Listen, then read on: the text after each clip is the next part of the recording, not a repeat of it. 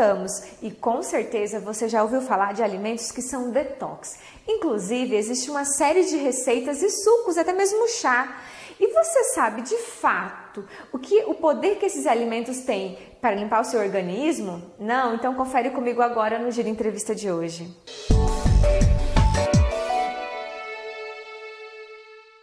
Com certeza você que está acompanhando o programa Giro Cidade já se perguntou e já ouviu falar sobre alimentos antioxidantes, desintoxicantes e até mesmo intoxicantes. Geralmente são palavras que não saem da boca de muitas pessoas que têm a tendência e que seguem uma dieta um pouco mais rigorosa.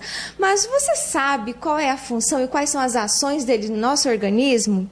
Para responder essas perguntas, eu tenho o prazer, mais uma vez, de conversar com a nutricionista, doutora Heloísa Penteado. Doutora, realmente as pessoas ficam se perguntando sobre eles, né? É um prazer estar aqui com vocês e realmente existe uma curiosidade muito grande em saber, principalmente nessa época pós-festas, sobre os alimentos desintoxicantes. Isso, mas antes de falar propriamente sobre ele e explicar até mesmo onde pode ser encontrado e como deve ser consumido, doutora, não tem como falar sobre os radicais livres. E, de fato, o que são esses radicais? Qual a composição que eles afetam no nosso corpo? Bom, para simplificar a resposta, os radicais livres, eles funcionam como agentes agressivos para o nosso corpo, que vão retirar o oxigênio das nossas células. Quando se retira esse oxigênio, as células ou elas trabalham de uma forma mais reduzida ou elas não funcionam. Então, eles ajudam o nosso corpo a envelhecer de uma forma mais rápida, mais acelerada. Para simplificar, o que a gente pode usar como exemplo aí? Um ferro. Se a gente deixa um ferro exposto ao tempo, à chuva, ele enferruja. Então, é como se fosse a ação do radical livre no nosso corpo. Ele vai deteriorar, oxidar o nosso organismo. Aí, a partir disso, nós podemos evitar essa oxidação através dos antioxidantes, que são os alimentos que combatem, os nutrientes que combatem os radicais livres. Então, eles agiriam aí como se fosse um antiferrugem. Eles vão tentar evitar o envelhecimento do nosso corpo. Isso, e é indispensável nesse caso, né, doutora, para o bem-estar do corpo humano. Sim, naturalmente nós produzimos esses radicais livres, por isso que nós não envelhecemos. Então, ao longo da vida, o ideal é que a gente consuma os antioxidantes para que isso possa evitar esse envelhecimento precoce. Isso. E qual que é a principal diferença entre o antioxidante e os desintoxicantes? Existe essa diferença ou não? É tudo um conjunto? Eles são parecidos, né? Eles vão ajudar o nosso corpo aí. Mas os antioxidantes, como eu falei, eles vão evitar o aumento dos radicais livres no nosso corpo. E os desintoxicantes, eles estão auxiliando na retirada de organismos que o nosso corpo não consegue absorver. E também melhorar e evitar a produção dos radicais livres. Isso, vamos tentar levantar um pequeno estudo de caso para quem está acompanhando o programa Giro Cidade poder entender um pouco melhor. Por exemplo, uma pessoa que teve um fim de semana regado de guloseimas, nesse caso voltado um pouco mais para a gordura, comida gordurosa. Eu posso dizer que o organismo dela está intoxicado e que ela precisa dar uma limpada nele, desintoxicar agora durante a semana. E aí entra a função especial dos antioxidantes, é isso? É mais ou menos por aí, né? O nosso corpo, naturalmente, ele vai tentar fazer essa limpeza e retirar isso do nosso organismo. Mas se esse consumo ele for constante, o nosso corpo não consegue sozinho conseguir eliminar. Então, aí a gente pode ajudar através da alimentação, colocando antioxidantes e os desintoxicantes para conseguir facilitar esse processo. Isso. E quais são os alimentos mais comuns que a gente pode encontrar os desintoxicantes? Quando a gente fala de desintoxicação, as pessoas logo pensam no suco verde, né? Que aí vai ter a couve, vai ter bastante nutrientes. Mas basicamente, para se fazer uma desintoxicação, o ideal é que se consuma frutas e verduras na sua forma crua. Porque aí a gente vai ter totalmente os nutrientes desses alimentos e isso vai ser melhor processado pelo nosso corpo. Então, o ideal não é só tomar um suco, é consumir esses alimentos. E também a gente não pode garantir uma desintoxicação apenas com uma refeição ou com um copo de suco. Ela deve ser feita ao longo do dia, ao longo da semana. Na verdade, sim, ao longo da vida, se a gente for pensar, né? Tem que ter um equilíbrio. Consumo coisas que intoxicam o meu corpo, eu tenho que estar consumindo mais coisas que vão me ajudar a desintoxicar. Isso. Nesse caso, estava explicando sobre os desintoxicantes. E agora os antioxidantes. Tem essa diferença bem clássica aí deles. Então, os antioxidantes a gente deve consumir realmente ao longo da vida, né? Hoje em dia na cosmética se fala muito em cremes antioxidantes, então eles vão ser usados aí ao longo da vida, né? E principalmente para prevenir o envelhecimento. Então, quando a gente pensa em pele bonita, em cabelo bonito, nós devemos consumir os antioxidantes. Isso mesmo. E aí, doutora, tem uma série de alimentos que pode ser encontrado e a gente às vezes nem sabia que faz tão bem à saúde e a gente está consumindo para o bem-estar do corpo. Nesse caso, a castanha do Pará, frutos do mar, para quem tem um acesso maior, algumas carnes vermelhas, né? Mas nesse caso, não posso pensar, olha, então esse alimento é antioxidante e aí eu vou comer só ele. Não, tem que ter toda uma dieta balanceada, um acompanhamento, né? Os antioxidantes, eles devem ser consumidos ao longo da nossa vida. Quando se fala em antioxidante, as pessoas sempre lembram-se de envelhecimento. E realmente, ele está ligado com esse envelhecimento. Então, na cosmética se usa muito os antioxidantes. E aí nós vamos estar falando de nutrientes, não especificamente de um certo alimento.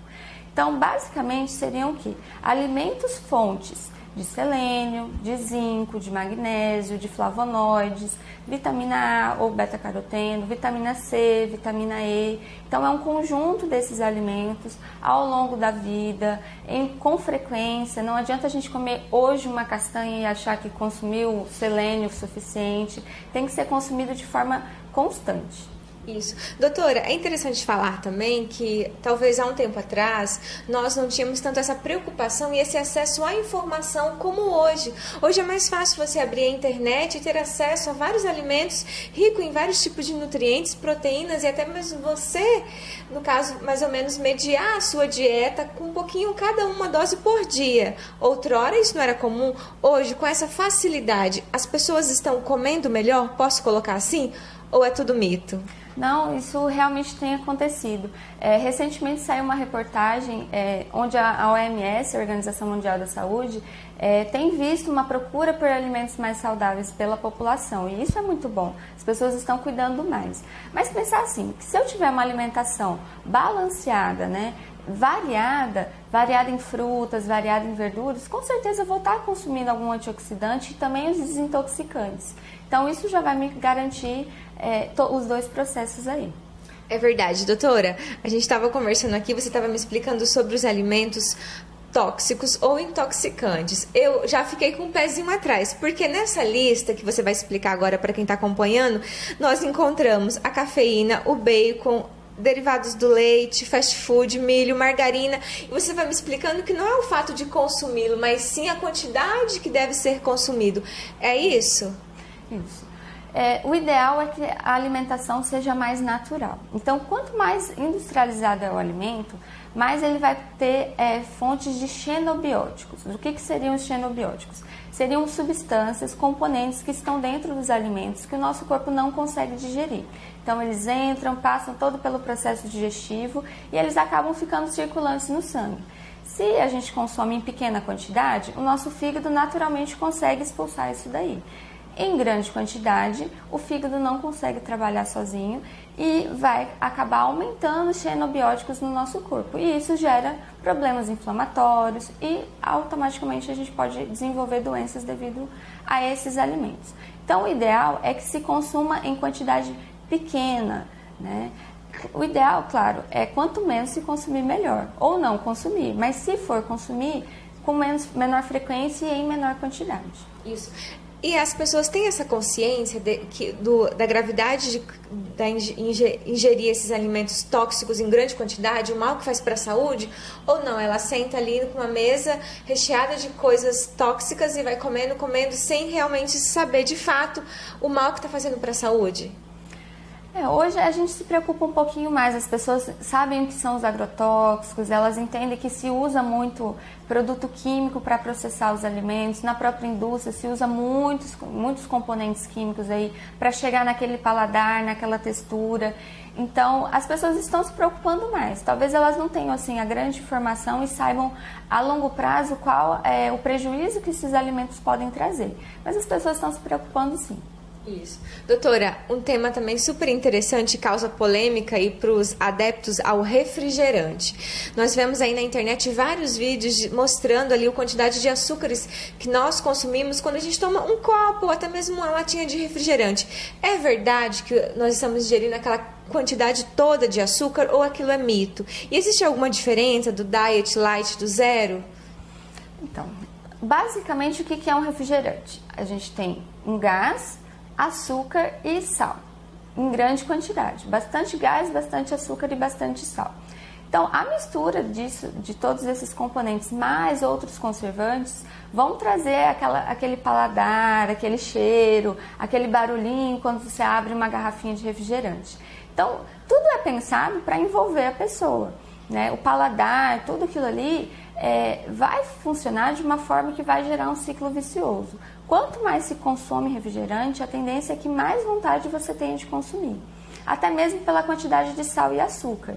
Então eu consumo ele e ele tem um sabor extremamente docinho. Mas quando chega lá no meu sangue, que aquilo está correndo no meu sangue, aparece uma grande quantidade de sal. Automaticamente o meu corpo precisa de líquido para poder equilibrar essa quantidade de sal no sangue. E aí de novo eu vou querer tomar uma coisa docinha e eu acabo tomando de novo um refrigerante. Então, quanto mais se consome, mais tem vontade de se consumir. Então, por isso que ele é um dos grandes vilões aí da nossa alimentação hoje. A diferença entre light, diet e zero, basicamente eu falo para as pessoas que nenhum deles serve, né? Para deixar bem simples assim. Porque por mais que ele seja diet, tenha adoçante, ele vai ter uma quantidade de sal, ele vai ter uma quantidade de produtos químicos para deixar naquela cor, para durar mais de um ano lá na embalagem e não estragar. Então tudo isso aí a gente está consumindo, né? O refrigerante zero, ele não vai ter açúcar, mas ele vai ter uma quantidade maior de sal para compensar essa falta de açúcar e sem ter o adoçante ali também. Então, basicamente, o ideal é que se não se consuma. Ou se for consumir, é em pequena quantidade realmente. Isso, uma vez na semana, olhe lá, só mesmo para saciar a vontade. Quanto menos melhor, né? Doutor, e para finalizar o nosso bate-papo, qual é a dica que você deixa para quem está acompanhando o programa Girocidade, que quer ter uma vida saudável, que quer viver mais e melhor?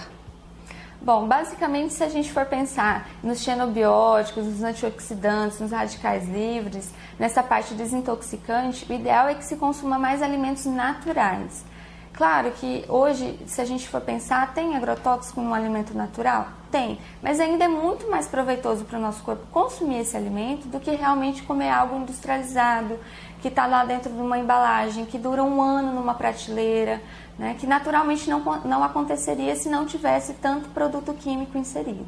Então, para quem está pensando em ter um hábito saudável, um corpo mais saudável, o ideal realmente é a gente tentar equilibrar alimentos naturais com os alimentos industrializados. Menor quantidade de industrializados e maior quantidade dos naturais. Isso. Doutora Heloísa, maiores informações, tem como entrar em contato com a senhora, deixa o telefone, o endereço aqui do Monte Sinai, para as pessoas virem estar aqui tirando todas as dúvidas e aproveitando e tendo uma dieta livre desses alimentos tóxicos.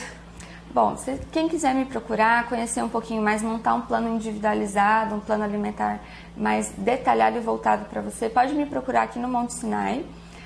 O telefone de contato é 3535-3600, ramal 266. Podem me acompanhar também pela fanpage no Facebook, que é Nutricionista Heloísa Penteado. Lá eu também sempre dou algumas dicas e aos pouquinhos as pessoas vão conseguindo melhorar a sua alimentação. Esse foi o meu bate-papo de hoje. Continue assistindo o programa Girocidade.